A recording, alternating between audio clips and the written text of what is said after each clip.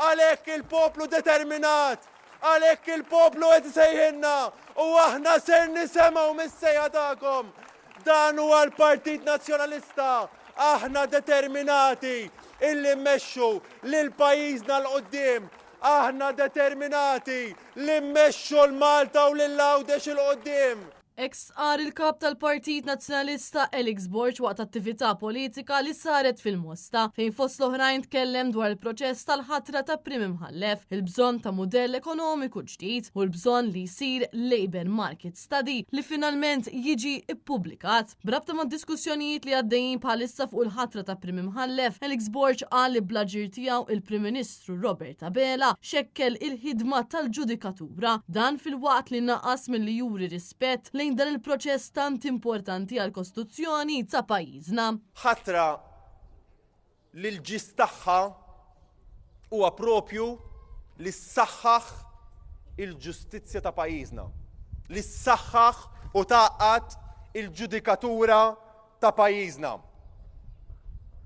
Rwol wieħed mill-ikbar ruoli illi għandna fil-Kostituzzjoni ta' pajjiżna li huwa salvagwardjat mill-Kostituzzjoni u li aħna bħala politiċi irridu niggarantixxu u nserħu moħħ il-poplu li jkun persuna li jiggarantixxi imparzjalità, serjetà, trasparenza, accountability u rispett lejn id-dritt tas-saltna.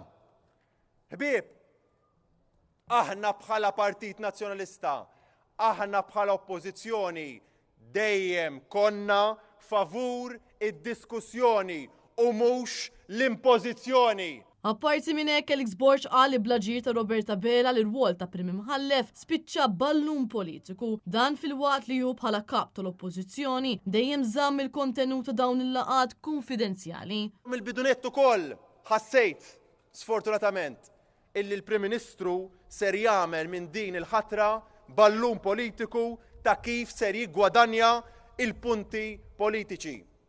F'attività propju fil-bidu ta' Jannar kont tlabt lill Prim Ministru għax ħassejt li dan ser jerħis għall-aħħar biex nibdew diskussjonijiet.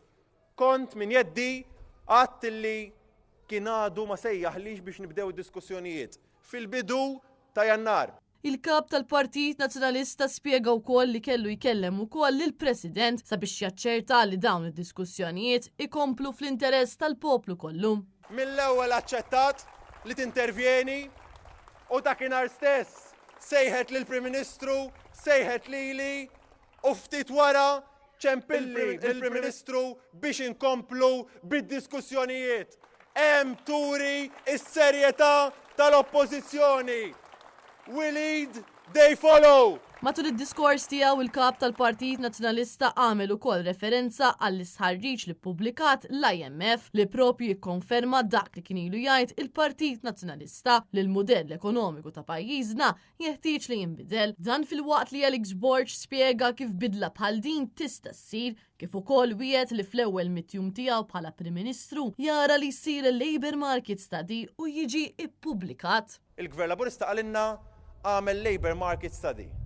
Sallum għadni qatt ma rajtu, ma nafx Ivan raħx, m'għandix dubi li ma raħx, però xin jaraw impanikjati jgħidu l-għamlu xi ħaġa, jgħidu l-għamlu studju, però qatt ma jippubblikawh. Però ħanejdlek, u hawnhekk taraw id-differenza bejn il-Gvern Laburista u Gvern Alternattiv Nazzjonalista. Jiena wegħedkom li fl-ewwel mitjum tiegħi bħala Prim Ministru nagħmlu l-Labour Market Study u nippubblikawh ħalli nirranġaw is-sistema ta' pajjiżna. Daqshekk determinati illi nirranġaw is-sistema li jkollna kwalità ta' ħajja aħjar, li jkollna pajjiż fejn tkun komdu tgħix ġo fih. Għaldastant l-attività politika li saret fil-Mosta ġiet indirizzata wkoll mix-Shadow Minister Joe Giglio li sostna l-Partit Nazzjonalista se jara li s-settur tal-ġustizzja ikompli jissaħħaħ. Brabta mad diskussjonijiet li għaddejjin preżentament fuq il-Prim Imħallef, Joe Giglio qal li l-aġir ta' Robert Abela huwa inaċċettabbli għaliex qatt ma kellu jiżvela isem mingħajr qbil bejn iż-żewġ partiti. Hawnhekk huwa fakkar li d-diskussjonijiet bdew b'mod serju wara t-talba li saret mill-kap tal-Partit Nazzjonalista Elix Borch. Minnaħa tiegħu ix-Shadow Minister Ivan Castillo qal li pajjiżna qed jaffaċċja diversi sfidi fosthom ir-rata baxxa ta' twelid ta' trabi. Dan fil-waqt li fakkar il-Partit Nazzjonalista kien ippreżenta l-proposta li l-maternity leave ikun ta' sena. Ivan Castillo rrefera wkoll għall-istħarriġ li sar mill-IMF dan hekk kif dan l-istħarriġ ta' raġun li l-Partit Nazzjonalista brabta mal-fatt li pajjiżna ma jistax jibqa' sejjer f'din id-direzzjoni fil-waqt li jaċċenna li hemm bżonn bidla fil-mudell ekonomiku ta' pajjiżna. Matul id-diskors tagħha l-kandidata l-ġdida tal-Partit Nazzjonalista Annabel Cilja tkellmet dwar l-għoli tal-ħajja u qalet li eluf ta' familji Maltin u Mawċin biex ilaħqu sal-aħħar tax-xahar jaħdmu kemm jaħdmu. Hawnhekk hija fakret fuq l-importanza li l-kola ma tkunx intaxxata. Hija qalet ukoll li hawn persuni li ekonomikament sejrin tajjeb iżda dawn xorta huma persuni li jum wara l-ieħor qed jeħlu fit-traffiku f'kull ħin tal-ġurnata.